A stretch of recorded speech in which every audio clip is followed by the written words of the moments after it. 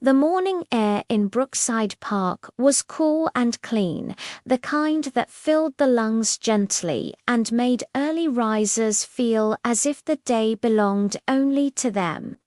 The sun had just begun to rise above the tall oak trees lining the jogging path, casting long golden shadows across the damp grass. Birds chirped freely, unaware of the quiet rules humans carried with them, rules about who belonged where, who looked suspicious, and who deserved comfort without explanation. Dr. Marcus Hill tightened the laces of his running shoes near the park entrance, stretching his calves with practiced ease. Jogging in this park had become his ritual for nearly 3 years. It was the one place where his thoughts slowed down, where the weight of hospital corridors, emergency calls, and life-and-death decisions loosened their grip on his chest. He was 39 years old, tall, broad-shouldered, and black. His build came from years of disciplined medical school stress balanced by long runs, early mornings, and determination. His face held calm confidence, the kind shaped by responsibility, but it also carried something else, awareness. Marcus knew how he was seen before he ever spoke. He tapped his smartwatch, started the timer, and began running. The jogging path curved gently along a small lake where ducks floated lazily near the edge. A few other joggers passed him, mostly white, dressed in expensive athletic gear, earbuds in, eyes forward. Some nodded politely, others pretended not to notice him at all. Marcus didn't mind.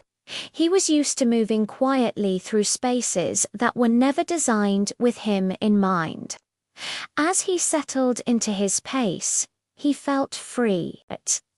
The rhythmic sound of his shoes hitting the path, his steady breathing, the cool breeze brushing against his skin, it was peace. For once, he wasn't Dr. Hill rushing between patients. He wasn't T, the black man constantly proving his competence in rooms where doubt sat silently across the table. He was just a man running, or so he thought. On the other side of the park, Karen Whitfield sat on a bench, clutching her phone tightly. She was in her mid-50s, dressed in pastel workout clothes, her silver hair pulled back neatly. She had come to the park to walk, but her attention was fixed on Marcus as he passed by for the second time. Her eyes followed him longer than necessary. Something about him unsettled her. She couldn't explain what exactly, only that he didn't fit her idea of who usually jogged here. Her discomfort grew quietly, feeding itself with assumptions she never questioned. She leaned toward another woman on the bench.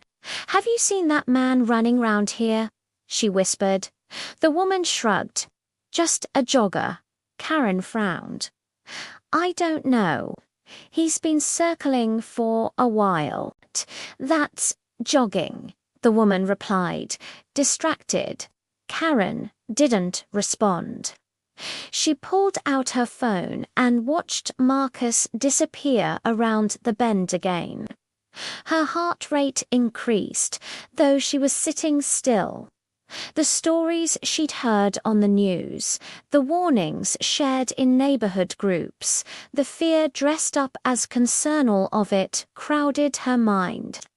When Marcus appeared again, sweat glistening on his forehead, breath controlled and calm, Karen stood up abruptly. She dialed a number. "Yes," she said softly when someone answered. "I'm at Brookside Park. There's a man running around. He looks suspicious. I think he might be scouting the area." She paused, eyes never leaving Marcus. Yes, he's black, tall, athletic, wearing a dark hoodie. She hung up, her chest tight, but convinced she'd done the right thing. Marcus had no idea. He slowed to a jog walk near a water fountain, lifting his hoodie slightly to wipe sweat from his face. As he leaned down to drink, he noticed a park patrol vehicle approaching slowly. His shoulders tensed not out of guilt, but habit. The vehicle stopped. 2 officers stepped out. "Sir," one of them called. Marcus straightened, heart beating harder now for a different reason. "Yes, we've received a call about suspicious activity," the officer said, eyes scanning Marcus up and down. "Can you tell us what you're doing?" Marcus forced a calm smile. "I'm jogging. How long have you been here?" "About 30 minutes. I come here almost every morning." The second officer crossed his arms. "Do you have any identification on you?" Marcus blinked. The familiar frustration rose quietly inside him. He glanced around. Other joggers passed freely, uninterrupted. "I didn't bring my wallet," Marcus said evenly. "I'm just exercising." The officers exchanged a look. "We're going to need you to stay right here," the first one said. Marcus exhaled slowly. "Is there a reason I'm being stopped?" "We received a complaint," the officer replied. A small crowd began to form, not intentionally, just people slowing down, curiosity pulling their attention like gravity. Phones appeared. Whispers traveled. Marcus felt the familiar tightening in his chest, not fear exactly, but something heavier, exhaustion. The knowledge that no matter how successful he was, how educated, how careful, moments like this could still unfold without warning. Karen watched from a distance, arms folded, relief washing over her as the officers spoke to him. She felt validated. Then everything changed. A sudden shout cut through the air. "Help! Someone please help!" The sound came from the lake path. A man collapsed near the water, clutching his chest, his body hitting the ground hard. Panic erupted instantly. A woman screamed. People rushed forward, then froze, unsure what to do. Marcus turned sharply. The officers followed his gaze. "That man just collapsed," Marcus said urgently. "He's having a cardiac event." The officers hesitated. "I'm a doctor," Marcus continued, his voice firm now, commanding. "He needs help immediately." One officer looked uncertain. "Sir, we need you too. He doesn't have time," Marcus snapped, already moving. Every second matters. Something in his tone broke through the hesitation. The officers followed as Marcus knelt beside the man, already unconscious, skin pale, breathing irregular. Marcus placed 2 fingers on the man's neck. No pulse.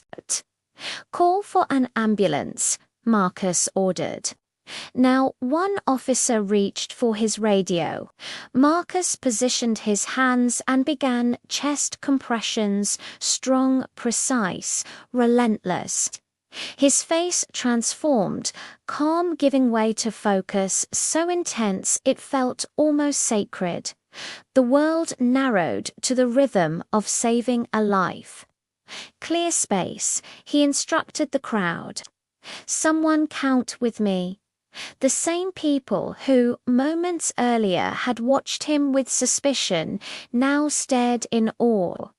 Karen pushed forward, her face drained of color as she recognized the man on the ground. "Oh my God," she whispered. That's my husband. Marcus didn't look up. He's going to need a defibrillator. Does the park have one? Yes, by the restroom, an officer said. Get it. Run. Minutes felt like hours. Sweat poured down Marcus's face as he continued compressions without pause. His arms burned, but he didn't stop. He had done this countless times in hospitals, but never with strangers watching, never under the shadow of a moment that could have gone very differently. The defibrillator arrived. Marcus attached the pads, shouted for everyone to step back, and delivered the shock. Once, twice.